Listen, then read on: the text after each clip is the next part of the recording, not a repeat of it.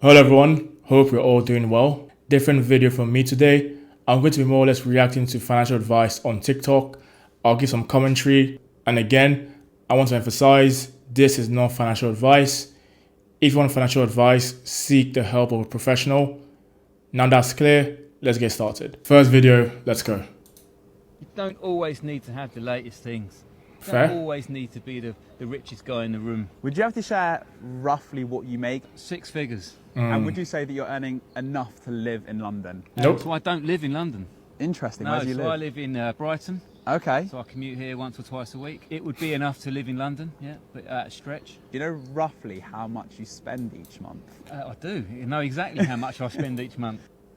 Let's talk about his first point.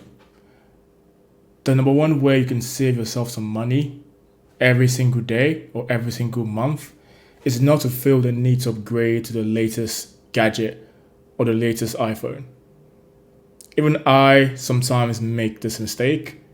For example, my current desk setup works quite well. Cost me around £250 for the desk, tabletop and the legs. But because I've seen this new Secret Lab desk online, that costs £900. I want to get it so bad. And also my friend Henry got it. Do I really need an upgraded desk? I really don't. But I want to spend that £800 just to get that. Now imagine this across different aspects of your life. Upgrading to a new desk, a new iPhone, the latest shoe released by Balenciaga. Like across your whole life, you could be spending 2K just on trying to upgrade to the latest stuff.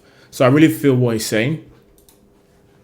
So I spend about 50% of my income on stuff, food, kids, housing. And are there any areas of that that... Okay, so he spends 50% of his income on food, kids, housing. I think that's quite fair, but my rule is always you want to be investing at least 60% of your income after paying your fixed expenses. So you want to pay your rent, your mortgage, your light bill, all the important stuff, and obviously if you have kids, school fees and all of that stuff, you should invest the money left straight away. You don't go buy a new desk or a new tabletop or a new shoe and then invest. You invest first, and if for whatever reason you have a lot of money left afterwards, you're probably not investing enough, but in that case, yes, then go and buy whatever you want.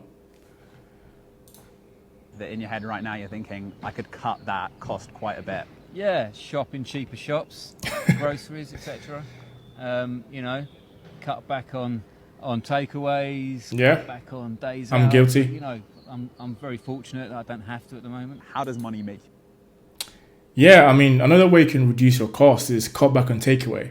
There's a research that came out, I think, sometime last year saying most people or most Brits between 18 to 35 spend almost half their income on going out and takeaways. And I get you want to live in the moment, but living in the moment can make you not have a future. The reason I meal prep is not because, number one, I enjoy meal prepping or I really enjoy, in quotes, eating the same food over and over, which I don't really mind. What's more because meal prepping has helped me save so much money. I can't imagine how much money I'd have spent on top of what I already spent if I didn't meal prep. Make you feel? So I'm 48. Ooh. So I He looks grew up young. not far from here. So money was everything, right? Ish. You know, you don't have a lot, so you want to make a lot, and yeah, you think you want. Let's go to the next video. I'm curious as to why I would need a financial advisor. I have a hard time justifying an expense for somebody to tell me to do what I'm already doing. So I'm curious to know what you think about that. I found that when I have a third party looking a bird's eye view at my entire financial picture, they see a lot of things I don't, and they That's live true. and breathe this stuff. So they're thinking about tax strategy, estate planning, giving strategy, ways to minimize taxes, ways to maximize my investments. And so they're looking at things from a very different viewpoint than I have. I actually like the question she asked and I get his point of view. But this is what I actually say. Most of you watching this video, me included, we don't need a financial advisor. You need a financial advisor if you're making significant amount of money and you need to maximize your investments. If your only asset is cash in the bank or you have a few stocks, trust me, you don't be paying 2%, 3%, even 5% for a financial advisor when you don't need to. Now, if you have multiple businesses, a YouTube channel, investment accounts in the thousands or even tens of thousands, then yes, at that point, maybe think about it, but also try and watch a YouTube video and get free game. Also try and speak to people that can offer you free advice that are knowledgeable in that field. I think once your net worth gets maybe above 100K, and net worth means cash in bank, your investments, real estate. Once that gets above 100K, even 200K, maybe then think about a financial advisor. But we all know that most people have probably £2,000 in their bank account. Not just, hey, can you help me pick a fund? I don't spend every day looking at mutual funds, but they're out there moving around in that forest all the time. And sometimes my guy will call me up and go, hey, there's this thing happening. You may or may not want to do it, but I just want you to know about it. And he teaches me something I didn't know before. I'm curious as to why. Let's go to the next video. Don't invest in anything you can't tell me how it works, and don't invest in Real. something because you're excited. If your pulse rate's up, you're getting conned. Don't. That is so short and simple, but it's so true. I remember in C20, when everyone was stuck at home because of, everyone became a stock picker overnight. People that don't even like and don't understand basic financial statements were trying to tell me what to invest in just because they saw it on social media or they heard it from their friends. And if an investment makes you very excited, it's probably not a good investment because that's telling me the risk is probably way too high. Dogecoin, Shiba Coin, all of these coins, all the altcoins during C20 were making people very excited because they heard from someone else that they got 4x on their investment. If you have no conviction in that investment, not based on someone else's knowledge, but based on your own knowledge, don't invest. Most people during C20 and even 2021, they invested in all the altcoins, in NFTs, in all the EV stocks that Cathie Wood was bragging about. Most of you are more than down on your investment. Only invest in what you understand. I know your friend will come to you and say, hey, someone told me that Shiba Coin is going to the moon. And you say, you know what? Let's do it. Because of that FOMO, the fear of missing out. End of the day, it's your own money and capital at risk. So before you put it in, really think about it. If your blood is getting hot, really think about it. Do I need to invest in this stock I don't understand right now? My top rule is to be financially free. You want to make sure that your income is more than your expenses. You want to make sure you're putting at least 10% away. Use that money to invest. Don't pay off your car, which is so stupid. Depreciate an asset. The car one is so real. In fact, when it comes to cars, this is how I see cars. Buying a car is never an investment. It depreciates. So by that logic, it's always going to be a liability, not an asset. Now, in my mind, and this is me speaking very openly, the only time I'll buy a car is if I can afford to buy a very expensive luxury car.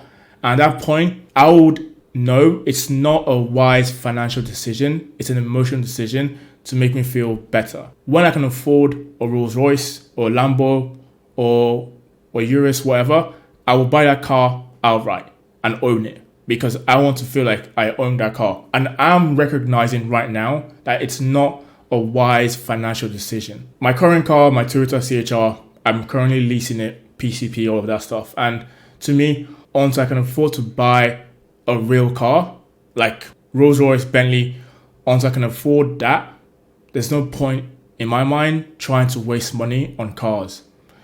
When I was buying my first car, my Toyota, I said to myself, I don't want to spend more than £500 a month on the car. And that was my hard budget. I could afford to spend 3K, 4K, but it makes no sense. The car is getting me from my house to the gym, my house to Tesco, my house to Oxford. The car is doing just that. Do you really need to spend £2,000 on insurance each month and you're living at home with your parents? You probably don't. The worst thing you can do is go buy a house. Why is it not good to go buy a house? Because you want to take the money that you're saving, the 10%, and you want to put it into things that are going to be income producing. Companies, businesses, rental properties, whatever you can. I'm going to do a video on if it's wise to buy a house or not. Your house you're going to live in. Rental property, yes, it makes sense. Cash flow, and also the house can appreciate over time. But the house you currently live in, I've seen a lot of people talk about it doesn't make sense to buy it. And I'm not sure, so I wouldn't lie to you guys and say I know, but it's something I need to research in big detail and see if it's true. Most people don't take that 10%. That 10% is huge. And eventually you want to get to the point where you're living off 10% and you're putting the 90% to work. That's the goal. Yeah, and the last point is quite good as well. The goal should be to try and always maximize your income while reducing your cost. Now, if you're young, my age, 18 to like 30, young in quotes, I think most of your effort should go to try and maximize your income, not trying to reduce your cost. It's very easy to say, I'm going to cut this Netflix bill. I won't buy coffee in the office anymore. Bro, that is £2 you're saving on coffee each day. Even if I grant you buy coffee every day of the year, 365, let's assume it's like what, £700. £700 in your account is not making you richer. It doesn't change your financial situation. And if you really need that £700, there's something wrong. So most of my time and effort goes into trying to make more money and not obsessing over every single little cost. Because to me, that doesn't make sense. The time I'm using to try and do a very fancy budget and remove every small expense could be put into starting a YouTube channel that can make you money. Could be put into starting a business that can make you some money. So thanks for watching the video, guys. If you really enjoyed this, drop a comment, leave a like. Let me know if you want me to react to more videos. And if you want me to react to a video you saw, send me a DM with the video and I'll react to it on my next reaction video. Hopefully this does well and you guys enjoy it. If you do, I promise, I actually enjoy making these. So I'll react to a lot more stuff, not just finance.